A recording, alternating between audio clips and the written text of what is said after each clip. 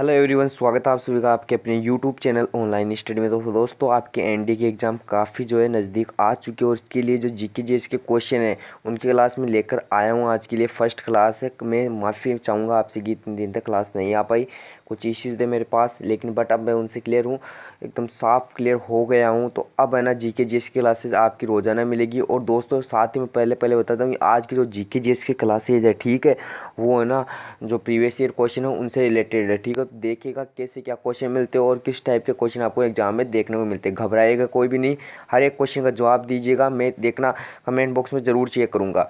अब मेरे को ना सुमेलित करना क्वेश्चन फर्स्ट में। ये कुछ द्वीप है एंड ये कुछ उनके जो कहाँ है अवस्थित जो है शहर वगैरह है, ठीक है। शहर नहीं है बट इस इनके स्थान है, ठीक है। परवाल द्वीप, ज्वालामुखी द्वीप और पर्वतीय द्वीप, मालदीव, अंडमान निकोबार द्वीप समूह, मेडागास्कर और मॉरिशस। बात करते हैं फर्स्ट महादेशी द्वीप जो है कहाँ स्थित है।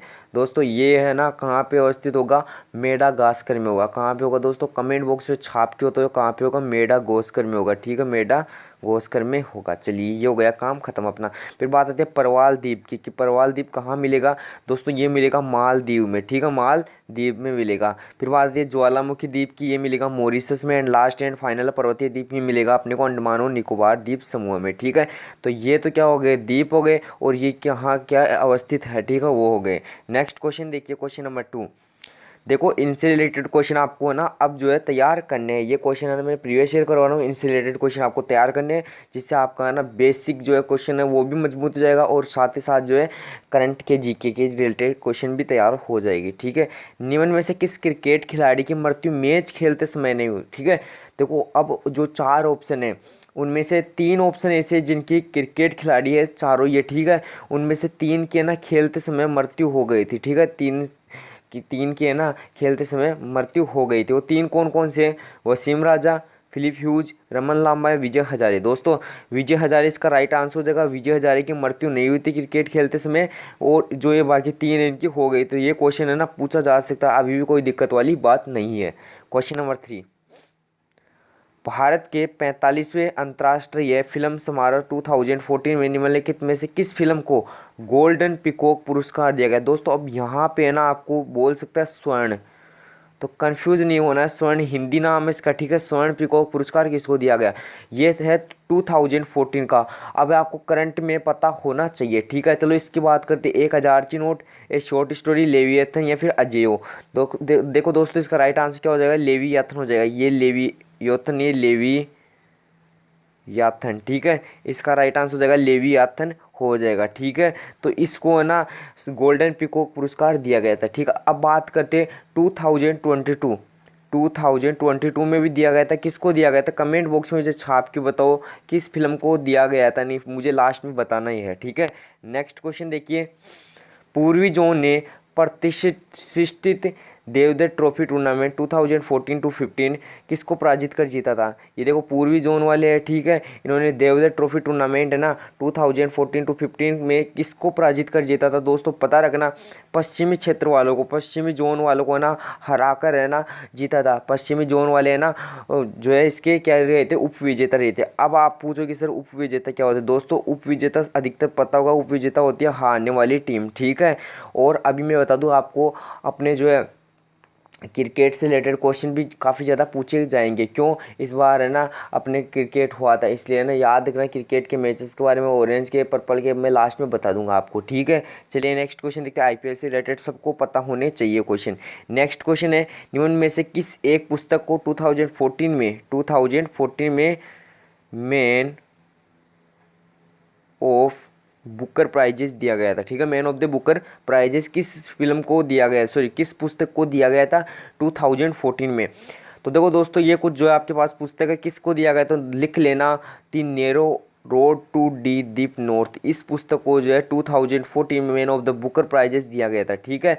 अब मुझे बताओ जो है एक पुस्तक है किसकी, गीतांजलि श्री की, ए टॉम्ब ऑफ सैंड, उसको क्या दिया गया बताइए। चलो मैं लिख देता हूँ यहाँ पे, ये पुस्तक बताओ किसकी है।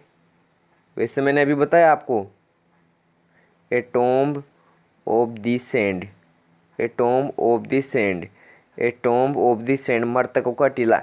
ये किसकी है बुक है, ये गीतांजलि श्री की, ठीक है। गीतांजलि श्री की बुक है और काफ़ी ज़्यादा फेवरेट बुक है।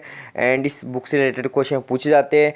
और इसको ना डेजी रॉकवेल ने क्या किया था, ये कमेंट बॉक्स में आप मुझे छाप के बताओ, ठीक है। नेक्स्ट क्वेश्चन देखिए। क्वेश्चन नेक्स्ट क्या है, भारत में आद्य आधुनिक प्रौद्योगिकी के बारे में कौन सा सही कथन है। अब आप बोलोगे सर इतने बड़े क्वेश्चन थोड़ा ना आते। अरे भाई इतने बड़े आएंगे, शॉर्ट क्वेश्चन आपको बिल्कुल भी नहीं मिलेंगे, ठीक है। तो ये मत समझ के जाना कि ना शॉर्ट क्वेश्चन मिलेंगे तो शॉर्ट याद करते हैं, ठीक है। बड़े बड़े क्वेश्चन देखने को मिलेंगे। फर्स्ट ऑप्शन देखिए, पुर्तगाली 1550 में यूरोपीय चल धातु टाइप गोवा में लाए। पहली भारतीय लिपि जिसके टाइप बनाए गए तमिल थी। इंग्लिश कंपनी का मुद्रणालय का पहला प्रयोग कोलकाता में हुआ।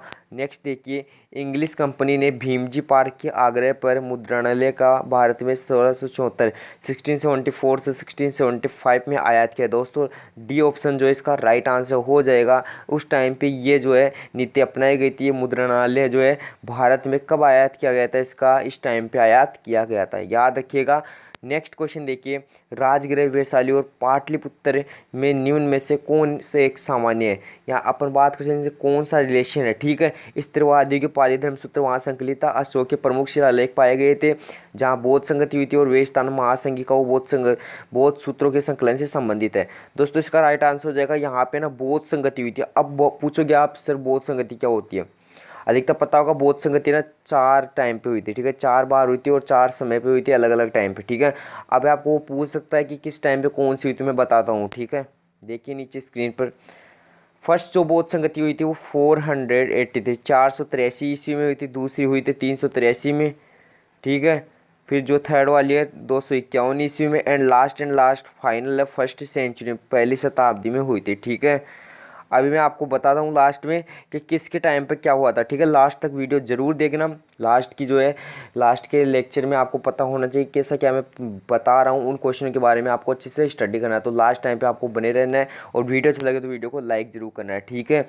नेक्स्ट क्वेश्चन देखिए, राम प्रसाद बिस्मिल, रोशन सिंह और राजेंद्र लाहिड़ी इन तीनों के बीच में क्या रिलेशन था ऑप्शन के अकॉर्डिंग, ठीक है। उन्होंने 8 अप्रैल 1929 को केंद्रीय विधानसभा में बम फेंका था। स्वराज पार्टी के संस्थापक थे। वह हिंदुस्तान रिपब्लिक एसोसिएशन के संस्थापक थे। वे काकोरी षड्यंत्र मामले से संबंधित थे।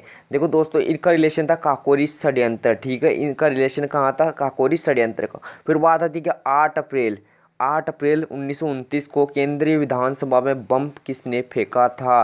तो ये बम किसने फेंका था, लिख लेना, भगत सिंह एवं लिखो भगत सिंह एवं बटुकेश्वर दत्त, लिखो भगत सिंह एवं बटुकेश्वर दत्त ने फेंका था। फिर बात आती है स्वराज पार्टी के संस्थापक कौन थे, मैं बता रहा हूँ इसके हेड कौन थे। तो कौन लिखे थे, कौन थे, CR दास प्लस मोतीलाल नेहरू, चित्तरंजन दास प्लस मोतीलाल नेहरू थे। हिंदुस्तान रिपब्लिक एसोसिएशन के संस्थापक कौन थे, कमेंट बॉक्स पे छोटा सा क्वेश्चन है, छाप के दो, फर्स्ट टाइम पहले बताया हुआ क्वेश्चन है, ठीक है। नेक्स्ट क्वेश्चन देखिए, नेक्स्ट स्क्रीन पर चलते। देखो अगला क्वेश्चन क्या है, गिवन अपने पास देखिए फास्ट।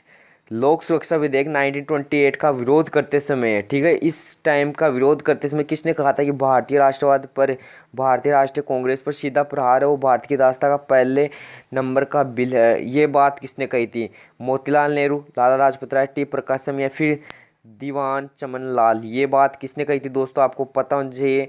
तो इसका राइट आंसर क्या हो जाएगा, कमेंट बॉक्स में छाप के। तो अगर आपको पता है तो ठीक है, पता है तो बताओ, नहीं मैं बताऊंगा, ठीक है। फिर भी आपको मैं टाइम दे रहा हूँ 5 सेकंड का, फटाफट कमेंट बॉक्स में मुझे छाप के। तो इसका राइट आंसर क्या होगा, किसने ये बात कही थी। चलो इससे रिलेटेड क्वेश्चन करते हैं। लाला लाजपत राय जी को, ठीक है, पंजाब केसरी के नाम से किसे जाना जाता है, ठीक है। पंजाब केसरी के नाम से किसे जाना जाता है, ठीक है।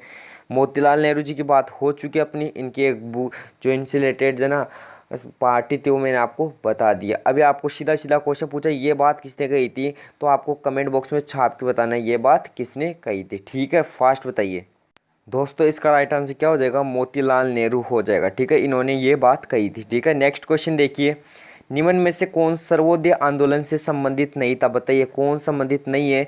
तो आपको पता हो जयप्रकाश नारायण आचार्य, विनोबा भावे, धीरेन्द्र मजूमदार और जीबी अप्पा राव, ठीक है। फर्स्ट बात करते हैं क्या ना, भूदान आंदोलन के संस्थापक, भूदान आंदोलन के संस्थापक, इस आंदोलन के संस्थापक कौन हो जाएंगे, वो जाएंगे आचार्य विनोबा भावे। एंड इसके संबंधित कौन हो जाएगा, सर्वोदय आंदोलन से जीबी अप्पा राव जी, ना इससे संबंधित नहीं है बिल्कुल भी, ठीक है। नेक्स्ट क्वेश्चन देखिए, महात्मा गांधी का हिंद स्वराज तत्वतः क्या है? दोस्तों आपको पूछे, महात्मा गांधी जी की पुस्तक का नाम हिंद स्वराज है, ठीक है। एंड इसका तत्वतः, इसका ना मीन्स क्या है, कहने का मीन्स ये है, ठीक है। पश्चिमी आधुनिकता की एक आलोचना, सत्याग्रह के उनके दर्शन की रूपरेखा, ब्रिटिश से अपने आप को स्वतंत्र कराने का भारतीयों से आह्वान और ग्राम स्वराज की एक रूपरेखा, ठीक है। तो इसका राइट आंसर क्या होगा? ये देखो क्वेश्चन में पूछ क्या रहा है, अच्छे से समझो, ठीक है। पूछ क्या रहा है क्वेश्चन में, वो आपके लिए समझना बहुत ज़्यादा जरूरी है कि कैसा क्या आपको बोल रहा है। तो देखो ये ऐसे बोल रहा, पश्चिम आधुनिकता की एक आलोचना के बारे में आपको बता रहा है, ठीक है। तो ये आपको पता होना चाहिए, ठीक है। अब मुझे बताओ, करो और मरो का नारा किसने दिया था? करो या मरो का नारा किसने दिया था? कमेंट बॉक्स में छाप के बताओ, करो या मरो का नारा किसने दिया था। इससे मुझे पता चलता है कि आपकी स्टडी कैसे क्या चल रही है। नेक्स्ट क्वेश्चन, भारत के संविधान के अधीन निम्न में से कौन सा मूल अधिकार नहीं है? बताइए कमेंट बॉक्स में। शिक्षा पाने का, काम पाने का, संगम बनाने का, या कोई वृत्ति बनाने का अधिकार। तो इसमें कौन सा होगा राइट आंसर? कमेंट बॉक्स में छाप के। तो इजी क्वेश्चन है and I think, I hope ये क्वेश्चन आप सभी को अच्छे से समझ में आएगा, आप कर पाओगे, मुझे लगता है ये वाला क्वेश्चन। तो मैं आपके लिए छोड़ रहा हूँ ये वाला क्वेश्चन कि आप कर लोगे, और नहीं आए तो मुझे बता देना कमेंट बॉक्स में, मैं करवा दूंगा, ठीक है। नेक्स्ट क्वेश्चन देखिए, भारतीय संविधान का अनुच्छेद 368 किससे रिलेटेड है? संविधान का संशोधन करने की भारत की संसद की शक्ति से ही रिलेटेड है। ऑप्शन नंबर ए ही इसका राइट आंसर हो जाएगा, ठीक है। नेक्स्ट क्वेश्चन देखिए, नेक्स्ट क्वेश्चन क्या है? सुमेलित करना, ठीक है। तो ये सुमेलित करने वाले कुछ है ना, क्या ये अपने पास क्या है? पार्क है, ठीक है, चंद्रप्रभा पार्क है। और ये कहाँ है? ठीक है, आपको बताना। साइलेंट वैली, फूलों की घाटी, इंद्रावती, ये कैसे क्या पार्क है ना, कहाँ कहाँ स्थित है, ठीक है। तो चंद्रप्रभा की बात करते हैं, ये कहाँ देखने को मिलेगा आपको दोस्तों? उत्तर प्रदेश में देखने को मिलेगा। साइलेंट वैली की बात करें तो ये देखने को मिलेगा अपने को केरल। एंड फूलों की घाटी की बात करें तो ये मिलेगा अपने को उत्तराखंड। और इंद्रावती मिलेगा अपने को कहाँ? छत्तीसगढ़ में देखने को मिलेगा, ठीक है दोस्तों, इनको नोट कीजिए अच्छे से। नेक्स्ट क्वेश्चन देखिए, निम्नलिखित भारतीय राज्य में से किस में एक में वन का जो है अनुपात, वन का क्षेत्र का अनुपात है सबसे ज़्यादा, वो जाएगा मिजोरम में हो जाएगा, ठीक है। नोट कीजिएगा, मिजोरम में हो जाएगा। आप मुझे बताइए, बम्बू डांस, बम्बू नृत्य है ना, बम्बू नृत्य वो कहाँ किया जाता है? वो भी मिजोरम में किया जाता है, ठीक है। और मुझे बताइए, जो सत्रिय डांस है, सत्रिय नृत्य, ये कहाँ का है? ठीक है, ये भी आप मुझे साथ के साथ जो है कमेंट बॉक्स में छाप के बताइए, ठीक है। अब अपन ने क्वेश्चन किया था, कौन सा एक रिलेटेड था? संविधान से रिलेटेड था, ठीक है। उसमें था काम पाने का अधिकार, तो उसका राइट आंसर कर लेना संगम पाने का अधिकार, ठीक है। कैसे क्या होगा मैं बता देता हूँ आपको दोस्तों। आपको पता हो, जब मूल अधिकार हो ना, किस पार्ट में आते? थर्ड पार्ट में आते हैं, ठीक है, थर्ड पार्ट में आते हैं। एंड आर्टिकल 12 to 35 में मिलेंगे।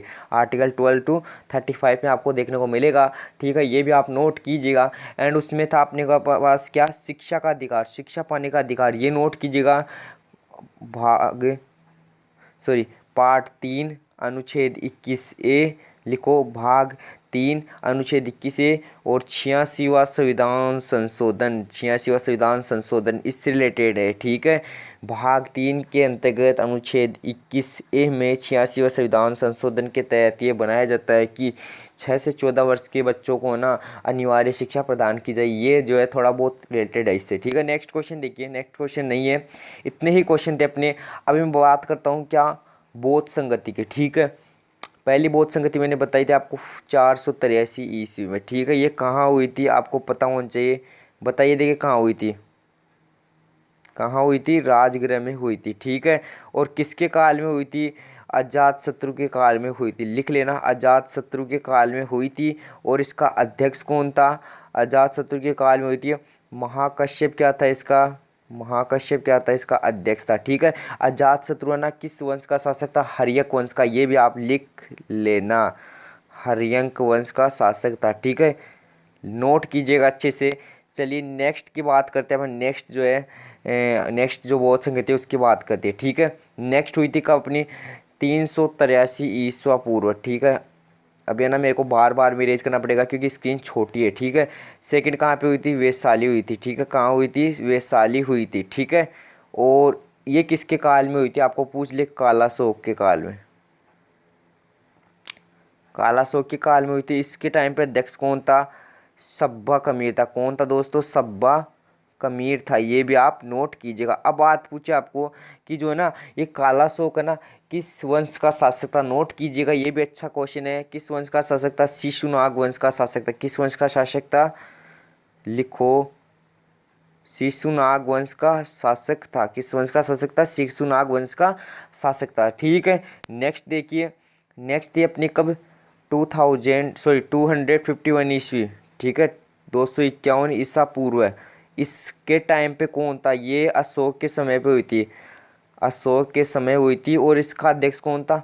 मोगलीपुत्र तिस, लिख लो, मोगलीपुत्र तिस था। ठीक है, ये आप नोट कीजिएगा। एंड ये ना किस वंश का शासक था दोस्तों, ये भी आप नोट कीजिए, ये था मौर्य वंश का शासक था। लिखो, मौर्य वंश का शासक था। ठीक है, लास्ट एंड फाइनल अपनी है पहली शताब्दी में, ठीक है, फर्स्ट सेंचुरी में हुई थी, फर्स्ट सेंचुरी में हुई थी। ठीक है, ये नोट कीजिएगा। और इसके टाइम पे कौन क्या अध्यक्ष थे तो नोट कीजिएगा। शासक कौन था? कनिष्क शासक था, कनिष्क, नोट कीजिए, कनिष्क जो है शासक था। अब बात करते दोस्तों, कनिष्क है ना किस वंश का शासक था, ये भी आपको पूछ सकता है। कनिष्क है ना किस वंश का शासक था, नोट कीजिए, कुषाण वंश का शासक था। ठीक है, एंड इसके टाइम पे कौन क्या था ये भी मुझे बताइए। अध्यक्ष कौन था कमेंट बॉक्स में छाप के बताइए। एंड उपाध्यक्ष कौन था? ठीक है, वसुमित्र है ना,